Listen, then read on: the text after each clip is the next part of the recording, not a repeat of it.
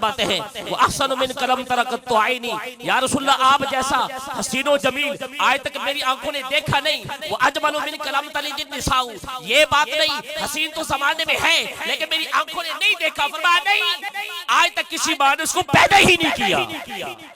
خلقت مبرأ من کل عیب، اللہ نے آپ کو ہر عیب سے پاک پیدا فرمایا.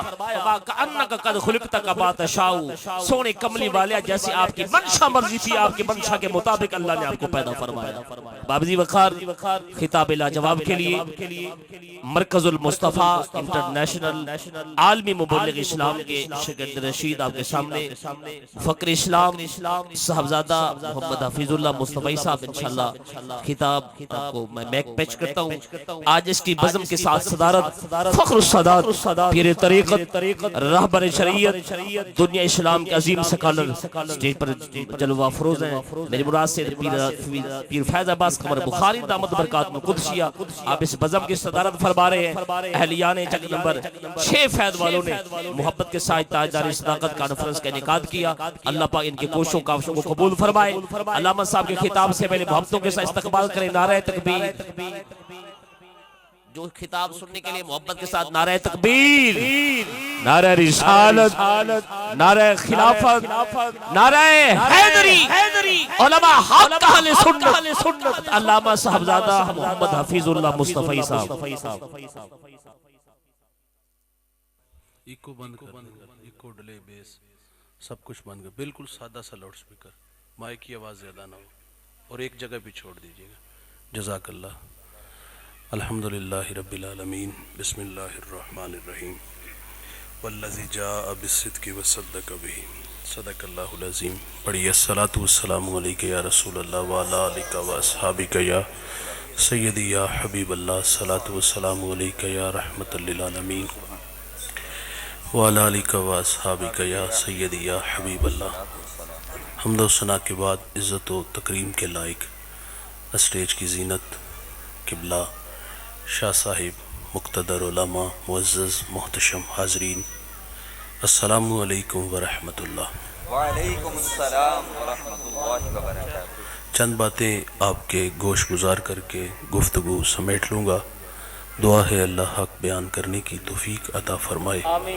قابل عمل باتوں پر ہم سب کو عمل کر کے زندگی کی راہوں کو درست کرنے کی توفیق عطا فرمائے. بڑوں کی موجودگی میں ناچیز کا کچھ عرض کرنا یہ میرے لیے اعزاز کی بات بھی ہے اور آزمائش بھی ہوتی ہے. اعزاز ہمیشہ میرے ساتھ رہے گا کہ میں قبلہ کی موجودگی میں کچھ عرض کر رہا ہوں، اور آزمائش میں شاید کہ میں پورا نہ اتر سکوں. آئیے میں اور آپ کچھ باتیں سنتے ہیں، سیکھتے ہیں. سادہ کریں، یہ سادہ نہیں پھر خراب کر دیا آپ نے. حاضرین مجلس، اللہ تعالیٰ نے نبیوں کو مبعوث فرمایا. آنے والا ہر نبی اپنے دور میں اپنی قوم کو رشد و ہدایت کی دعوت دیتا، اور ان کی محنت سے کچھ مخلص لوگ ان کے ساتھ وابستہ ہوتے اور وہی لوگ ان کے دینی کاموں میں معاون مددگار بنتے، اور پھر اس طرح دین کی راہیں آسان ہوتی. میرے اور آپ کے آقا و مولا نبی رحمت صلی اللہ علیہ وسلم حضرت عیسیٰ علیہ السلام کے بعد 571 سال کا ایک طویل زمانہ بیت چکا تھا. تو یہ دورانیہ بڑا تلخ تھا. حضرت انسان اپنے خالق و مالک کو بھول چکا تھا. اخلاقی قدریں زوال پذیر تھیں، اور یہ ایک خدا کو چھوڑ کر در در کے دھکے کھا رہے تھے. آقا تشریف لائے اور مکہ کے گٹاٹوپ اندھیروں میں توحید کا چراغ جلایا. پھر اتنے اجالے انوار اترے کہ جو لوگ در در پہ دھکے کھا رہے تھے، آقا کی صدائے دل نواز نے انہیں کھینچ کے ایک خدا کے آگے جھکنا سکھا دیا. میرے نبی صلی اللہ علیہ وسلم کار نبوت کی ذمہ داریاں سر انجام دینے کے لیے میدان عمل میں ہیں تو تنہا ہیں. وہ کیا کسی نے خوب کہا کہ میں اکیلا ہی چلا تھا जान बेमंजिल मगर लोग मिलते गए कारवां बनता गया। मक्का के अंधेरों में कूलू ला इलाहा इल्लल्लाह तुफलिहू की सदा गूंजती है। तो जिस शख्स ने सबसे पहले ईमान कबूल किया, ईमान लाने में सबकत इख्तियार की, बहुत बड़ा नाम है। वो इस उम्मत का पहला सूफी भी है, सहाबी भी है, वो रास्त रू भी है, वो रास्त गो भी है, वो मामलाते दुनिया को सुलझाने का ढब और सलीका भी जानता है। मेरे नबी तारीफ करते हैं, फरमाया मैंने जिसको भी दीन दिया उसने तामुल से तरद्दुद से काम लिया, लेकिन फरमाया अबू बकर वो जवान है, मैंने इसको दीन दिया इसने झोली में डाल लिया। मेरे नबी सल्लल्लाहु अलैहि वसल्लम के दीनी कामों में सबसे पहले मुआवन का नाम हजरत सिद्दीक़ अकबर रदी अल्लाह ताला अन्हो है। बास कहते कि सैयदा खदीजा रदी अल्लाह ताला अन्हा ईमान लाई थी सबसे पहले, बास कहते हैं हजरत अली रदी अल्लाह ताला अन्हो। उलमा ने तत्बीक की है कि मर्दों में सबसे पहले ईमान सिद्दीक़ अकबर रदी अल्लाह ताला अन्हो लाए, और ख़वातीन में सबसे पहले सैयदा खदीजा रदी अल्लाह ताला अन्हा, और बच्चों में सबसे पहले ईमान हज़रत अली रदी अल्लाह ताला अन्हु, और आज़ाद ग़ुलाम जो थे उनमें सबसे पहले ज़ैद बिन हारिसा रदी अल्लाह ताला अन्हु, और जो ग़ुलाम थे ग़ुलाम इब्ने ग़ुलाम थे उनमें सबसे पहले ईमान लाने वाले हज़रत बिलाल हबशी रदी अल्लाह ताला अन्हु हैं। तो दीनी कामों में हुजूर के जो मुआवन बने उस शख्सियत का नाम सिद्दीक़ अकबर रदी अल्लाह ताला अन्हु है। अल्लाह के हबीब सल्लल्लाहु अलैहि वसल्लम फरमाते मैंने दुनिया में सबको सिला दिया है, अबू बकर को सिला क़यामत के दिन मेरा रब ही अता फरमाएगा। सैयदना सिद्दीक़ अकबर, थोड़ी सी आवाज़ कम कर दें, सैयदना सिद्दीक़ अकबर रदी अल्लाह ताला अन्हु ने हुजूर से जो मोहब्बत का रिश्ता कायम किया और उसके जो तकाज़े थे, जिस तरह आपने निभाया, ये आपका ही कमाल का मिजाज था। आइए हम वो मोहब्बत की कहानी आपके सामने रखते हैं। इंसान फितरी तौर पर चार चीज़ों से मानूस होता है, वतन, माल, औलाद और जान। ये फितरी मोहब्बतें हैं। हम सैयदना सिद्दीक़ अकबर रदी अल्लाह ताला अन्हु की ज़िंदगी को पढ़ते हैं तो आपने ये चारों फितरी मोहब्बतें अपने महबूब पे कुर्बान कर दी थी। वतन को छोड़ना आसान है, बहुत मुश्किल है। आप एक छोटे से कस्बे में रहते हो, अगर आपको यहाँ से आर्जी रहाइश मुल्तान, लाहौर, इस्लामाबाद ले जाना हो, आर्जी रहाइश इसलिए कि बच्चों की तालीम के लिए वहाँ अदारे अच्छे मिल जाएंगे, तो यहाँ से आर्जी आपको मुल्तान जाना हो, लाहौर जाना हो, इस्लामाबाद जाना हो तो आसान नहीं है भाई। हालांकि हम हफ्ते में 2 दफ़ा यहाँ आ भी जाते हैं। यहाँ हमारे कारोबार हैं, यहाँ हमारे घर हैं, यहाँ हमारे खेत हैं, फसलें हैं हमारी। तो भाई आर्जी यहाँ से दूसरे शहर जाएं तो हमारे देहातों में कहते हैं कि गलियां दे कख भी रोन लग पैंदे ने। जहाँ इंसान ने जन्म लिया हो उसे छोड़ना बहुत मुश्किल है। ये फितरी मोहब्बत है ना। और आप उन परदेसी जवानों से पूछो, भाइयों से पूछो, जो यहाँ से उड़ान भरते हैं और 7 समंदर पार हज़ारों मील अपनों से दूर जब जाते हैं तो दिल पे पत्थर रख के जाते हैं। ये उनसे पूछो कि परदेश कितना मुश्किल है, वतन की याद किस कदर सताती है। हम तो बाज़ वक़्त फेसबुक पे वो देख के हंसते हैं ना कि अब ये आया है तो यहाँ अंदर जो है ना वो कमरे में बैठ के रो रहा है। ये इतना आसान नहीं भाई, वतन छोड़ना आसान नहीं है। ये 2 साल के लिए या 3 साल के लिए परदेश जाते हैं। मैंने बाहर लोगों को देखा है, मैं एक हफ्ते के लिए गया और मेरा वहाँ दिल ही ना लगा। तो मैंने एक दोस्त से कहा यार यहाँ किस तरह आप ज़िंदगी गुजारते हो, कितना मुश्किल है। तो मुझे वो कहते हैं कि भाई मैं यहाँ अकेला मेहनत करता हूँ और मेरी मेहनत से मेरे घर के 8 अफराद अच्छी ज़िंदगी गुजार रहे हैं। उन्हें अच्छा खाना मिल जाता है, अच्छा लिबास मिल जाता है, मेरे बहन भाई अच्छे अदारों में पढ़ रहे हैं। तो मैं 8 से 18 घंटे काम करके उन्हें आसूदा कर रहा हूँ। तो कोई बात नहीं है, तो मुश्किल प्रदेश में रहना बड़ा मुश्किल होता है। लेकिन मेरे पेश नज़र मेरे पीछे मेरे 8 बहन भाई हैं। मेरे फ़ौरन दिमाग में ये बात आई कि इस अकेले को 8 लोगों की फ़िक्र है। लेकिन माजरत से कहूँगा भाई, ये मैं उनकी हमायत में बात करूँगा और हमें अपने रवैयों पे गौर करना होगा। उस अकेले को 8 अफराद की फ़िक्र है, लेकिन हम यहाँ जो 8 लोग हैं ہم میں سے کسی ایک کو بھی اس کی فکر نہیں ہوتی. واہ واہ واہ. یار کبھی خیال آیا کہ بھائی کو 10 سال ہو گئے پردیس میں دھکے کھاتے ہوئے, کتنی محنت سے پیسہ کماتا ہے, یہاں 25 تاریخ آتی ہے تو جناب فون چلا جاتا ہے کہ پیسے بھیجو ختم ہو گئے ہیں. واہ واہ واہ. زیرو سے ہیرو یہ ہمیں بناتے ہیں, ہمیں گاؤں کا چودھری یہ بناتے ہیں. کلف لگے کپڑے جو ہم پہنتے یہ پردیسیوں کی وجہ سے پہنتے ہیں. آج ہم 17ویں 18ویں سکیل کے افسر بنے تو ان پردیسیوں کی وجہ سے بنے ہیں. لیکن افسوس یہ ہے بھائی, کبھی خیال نہیں آیا کہ بھائی کو واپس آ جانا چاہیے. 20 سال ہو گئے ہیں یار, تقاضا تھا کہ یار اس کے تھوڑے سے پیسے محفوظ کر لیتے نا, اس خیال سے کہ کل کو بھائی کو اچھا فیصلہ کر سکے, یہاں ملتان میں آ کے کوئی اچھی دکان بنا لے, یہاں آ کے کوئی کاروبار شروع کر لے. لیکن ہوتا کیا ہے, وہ بیچارہ جب 20-30 سال بعد واپس آتا ہے نا, کام کرنے کے قابل نہیں رہتا, بوڑھا ہو جاتا ہے. جو جہاں سے وہ شروع ہوتا ہے نا, اس کو وہیں آ کے پھر دوبارہ سے شروع ہونا پڑتا ہے. ہاں بھائی بھی پہچاننے سے انکار کر دے, تو ساڑھے واسطے کیتا کہ یہ, ہاں یہ رویے ہم نے لوگوں کے دیکھے. وہ بیچارہ کریانے کی چھوٹی سی دکان بنا کے بیٹھ جاتا ہے اور رات کو 1500-2000 وہ اس میں سے کیا اس نے بچانا ہوتا ہے. او بھائی جان میں کہتا ہوں ان پردیسیوں کے حال پہ رحم کرو یار. پردیس اتنا آسان نہیں چھوڑنا. پردیس دیس کی محبت اللہ نے فطری محبت رکھی ہے. میرے نبی جب ہجرت کر کے مدینہ تشریف لاتے ہیں نا, تو بلال حبشی رضی اللہ تعالیٰ عنہ اس قدر روئے, اتنا روتے تھے کہ بیمار ہو گئے. اور مکہ کی جدائی میں آپ نے دکھی اشعار پڑھے. سیدہ عائشہ رضی اللہ تعالیٰ عنہ نے حضور سے عرض کیا کہ حضور بلال تو رو رو کے بیمار ہو گئے ہیں. میرے نبی یوں ہاتھ اٹھا لیتے, اللہ تو نے جس طرح مکے کی محبت ہمارے دلوں میں پیدا کی ہے, اس سے 2 گنا زیادہ ہمارے دلوں میں مدینے کی محبت پیدا فرما دے. تو یہ فطری محبت ہے. وطن چھوڑنا آسان نہیں بھائی جان, لیکن سیدنا صدیق اکبر رضی اللہ تعالیٰ عنہ نے یہ فطری محبت رسول اللہ کی محبت میں قربان کی. کس شہر کو چھوڑا؟ مکہ المکرمہ کو. اور مکہ شہر عظمت اور مرتبہ و مقام کے حوالے سے اس کے حوالے بھی بڑے ہیں. وہاں اللہ کا گھر کعبۃ اللہ ہے بھائی, اس پہ 120 اللہ کی رحمتیں اترتی ہیں. اس شہر کو چھوڑا جہاں مقام ابراہیم ہے, جہاں مزدلفہ ہے, منا ہے, جہاں حجر اسود ہے. اس شہر کو چھوڑا جہاں چپے چپے پہ نبیوں نے قدم جمائے ہیں.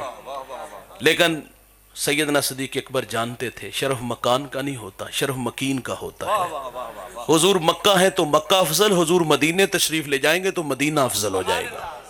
صدر ہر جا کے نشیند صدر است, صدر جس جگہ پہ بھی بیٹھ جائے وہی جگہ مقام صدر ہو جاتی ہے. حضور مکہ ہے تو مکہ افضل, مدینہ آئے تو مدینہ افضل ہو جاتا ہے. تو یہ فطری محبت سیدنا صدیق اکبر رضی اللہ تعالیٰ عنہ نے اپنے محبوب کی محبت میں پیش کر دی.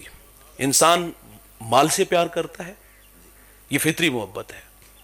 اور مال کی محبت آج میں یہاں چھوٹا سا اگر میں یہاں ترغیب دلاؤں کہ بھائی جان سعد مسجد ہمارے اس کے متصل مدرسہ ہے, ہمیں یہاں پیسوں کی ضرورت ہے, ہم نے عمارت بنانی ہے, بچوں کے لیے چھت نہیں ہے, تو یہاں بیٹھے کچھ ہمارے جیسے ماڑے لوگ بھی ہوں گے اور کچھ لوگ تگڑے بھی ہوں گے.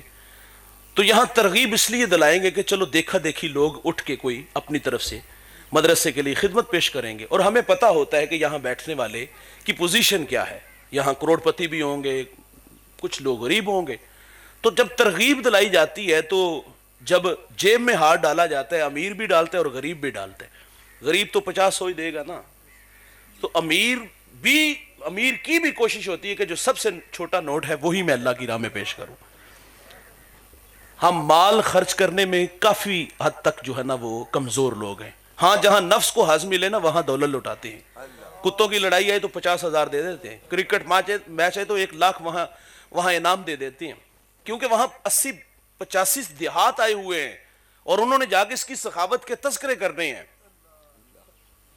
جہاں نفس کو ہضم ملتی ہے دولت وہاں ہم لوٹاتے ہیں, اور جہاں اللہ راضی ہوتا ہے وہاں لوگوں کو ہم نے دیکھا ہے.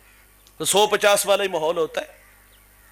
مدرسے کی دیواریں کھڑی ہیں, سال بعد پھر دوبارہ گر جاتی ہیں.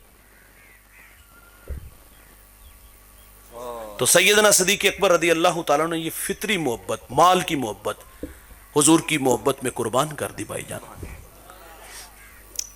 صدقہ 2 طرح کا ہوتا ہے, ایک خفیہ اور ایک اعلانیہ.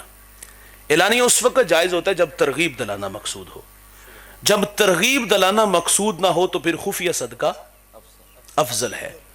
تو سیدنا صدیق اکبر رضی اللہ تعالیٰ عنہ نے خفیہ بھی دیا اور اعلانیہ بھی اللہ کی راہ میں پیش کیا. خفیہ کی کہانی کیا ہے بھائی؟ آؤ، آپ کا انداز کتنا خوبصورت ہے.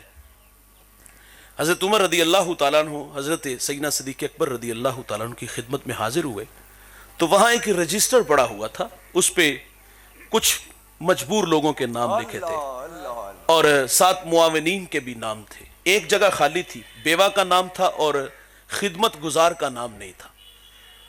حضرت عمر رضی اللہ تعالیٰ عنہ وہاں اپنا نام لکھ دیتے. اگلے دن اس کے گھر گئے، کہا بہن میرے لائق کو حکم ہے تو آپ ارشاد کرو.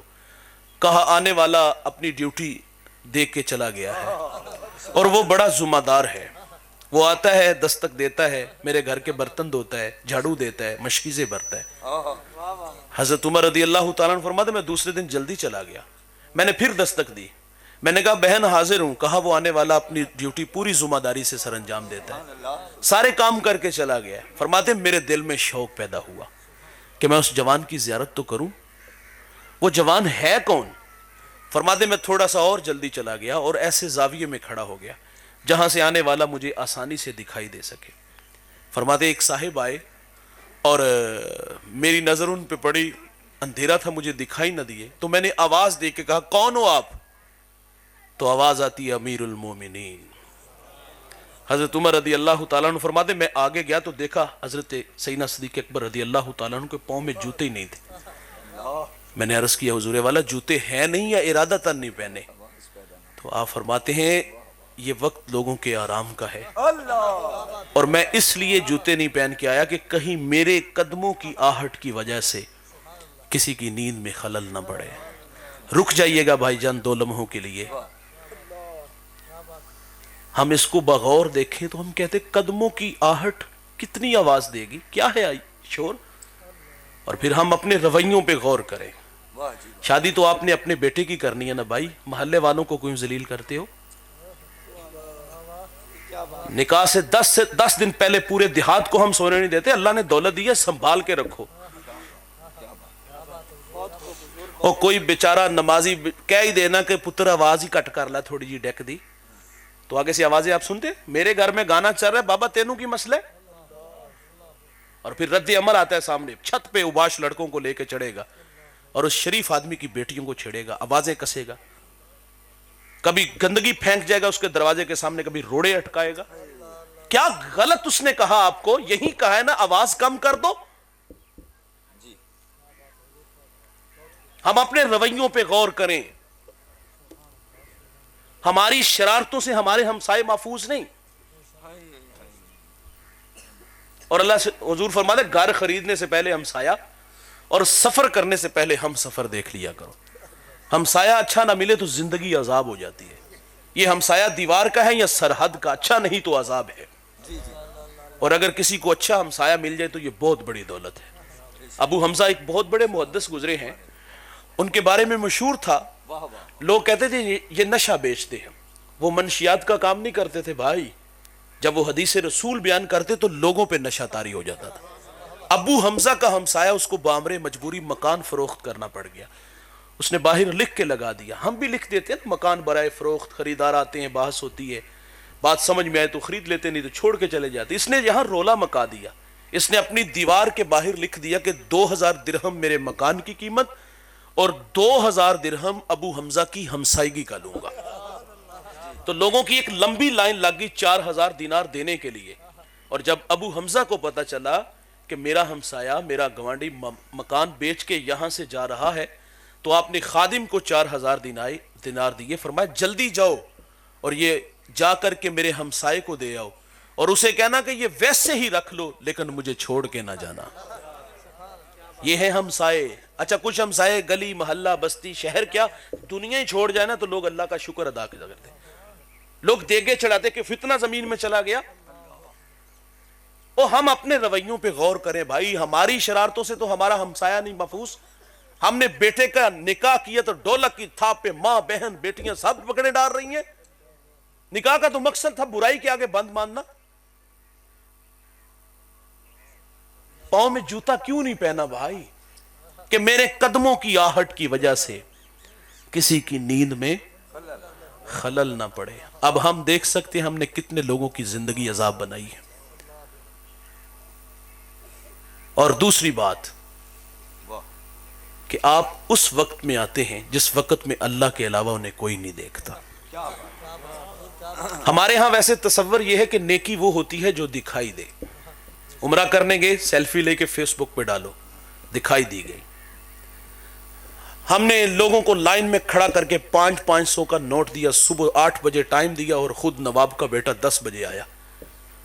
اور لائن میں بیٹیاں بھی کھڑی ہیں, جوان, بوڑھے بزرگ اور بوڑھی مائیں بھی کھڑی ہیں, اور کمزور لاغر لوگ لائن میں کھڑے ہیں. 8 سے 12 بجے تک اس نے 500 روپے دینے کے لیے ذلیل کر دیا. میں ایک سفر میں تھا تو ایک جگہ رش دیکھا. میں نے دوست سے کہا یہاں رکو یار, اللہ خیر فرمائے, کوئی حادثہ تو نہیں ہوا. ہم نے رک کر کے پوچھا تو کہا کہ یہاں سخی ہر جو ہے وہ سنڈے کو لوگوں کو جمع کر کے یہاں خدمت کرتا ہے. یقین جانو اس میں جوان بیٹیاں بھی تھی, بوڑھی مائیں بھی تھی. اتنا کلیجہ پھٹا کہ یار یہ بھی کوئی انداز ہے خدمت کرنے کا. یہ ترغیب نہیں, بعض کا ہم اس کو ترغیب کا نام دیتے ہیں. یہ ہم ترغیب کا نام دے, ترغیب نہیں, یہ غربا کی تذلیل ہوتی ہے بھائی. یہ دولت کی نمائش ہے.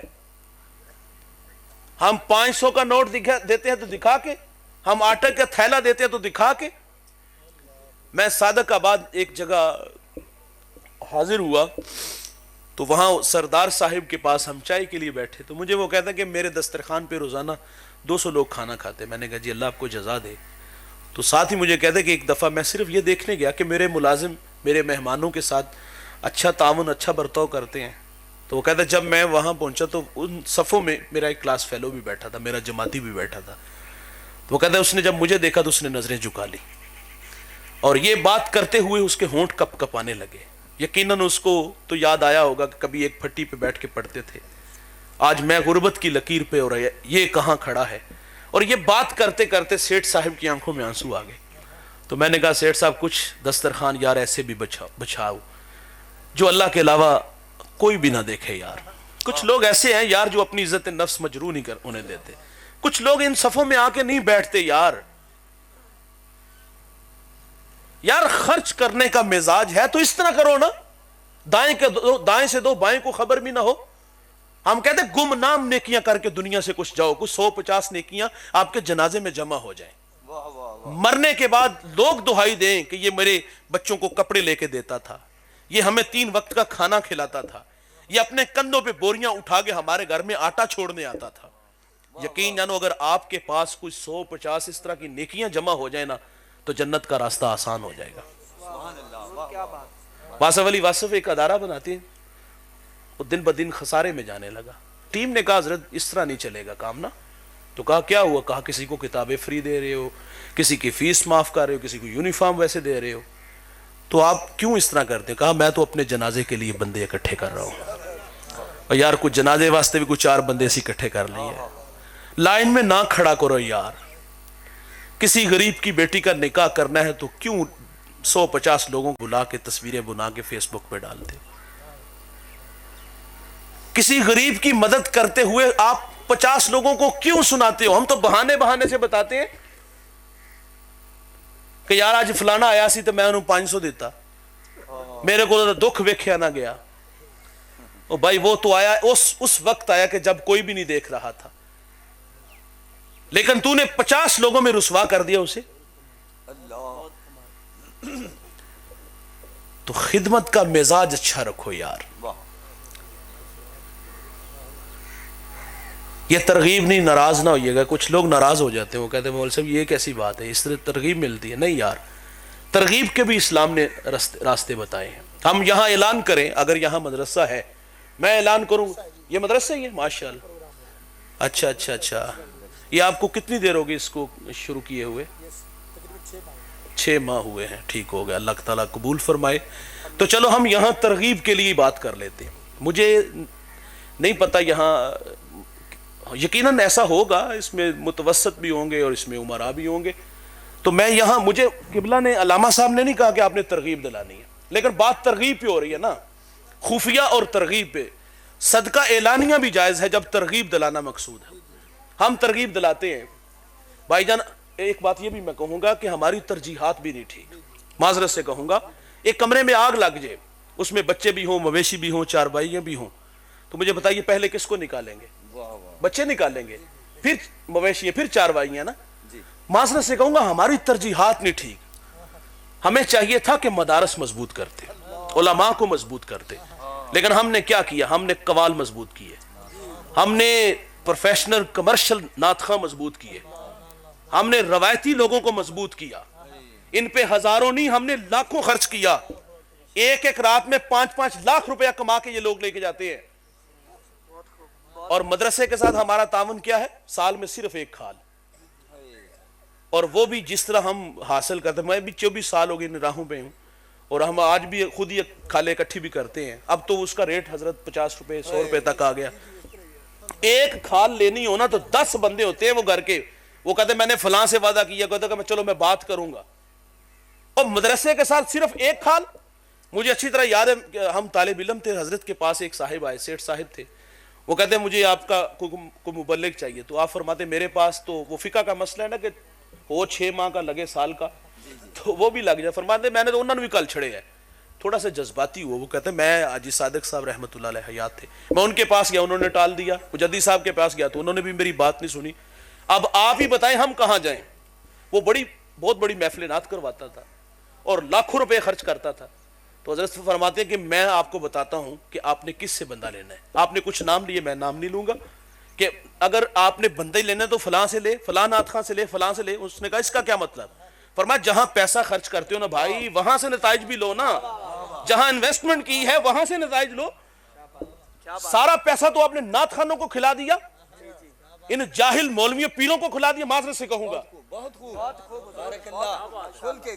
उनको खिला दिया। जहां खर्च करने से अल्लाह राजी होता है यार, अल्लाह का रसूल राजी होता है, वहां हमारा ताउन क्या है? साल में एक खाल। यहां खर्च करो ना यार, ये मादरे इल्मी है। यहां से बच्चे पढ़ेंगे, तालीम हासिल करेंगे और ये रोशनी आगे फैलाएंगे। और अगर आपके पास वक्त हो तो हम 2 लम्हों के लिए, 2 मिनट के लिए बतौर तरगीब कोशिश कर लें।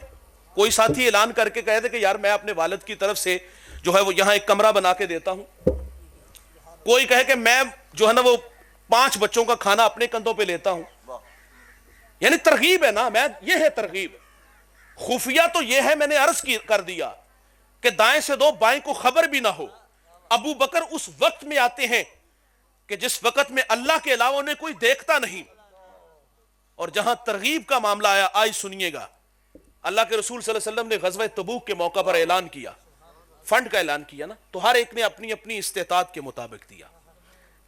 हजरत उमर रज़ी अल्लाह तआला अन्हु आधा ले आए और क्या कहते, आज मैं अबू बकर से बढ़ जाऊं। अच्छा, वो अमल में बढ़ने की कोशिश करते थे और हम दुनिया में एक दूसरे से बढ़ने की कोशिश कर। ਅਸੀਂ ਆਂਦੇ ਨਕਮੇ ਤੁਸੀਂ ਅੱਜ ਵੀ ਰੇੜੀ ਲਾਈ ਹੈ ਪਾਪੜ ਵੇਚ ਦਿਓ ਪੇ, ਉਹ ਵੇਖ ਫਲਾਣੇ ਦਾ ਤਰਖਾਣਾ ਦਾ ਮੁੰਡਾ ਤੇ ਮੋਚੀਆਂ ਦਾ ਮੁੰਡਾ ਤੇ फलाने ਦਾ ਮੁੰਡਾ ਕਿੱਥੋਂ ਦਾ ਕਿੱਥੇ ਟੁਰ गया। हम यही तरगीब देते हैं ना, हम दुनिया में बढ़ने की कोशिश करते हैं, लेकिन जो हुजूर के तरबियत याफ्ता थे ना भाई, वो अमल में बढ़ने की कोशिश करते थे। आधा ले आए, आधा छोड़ आए।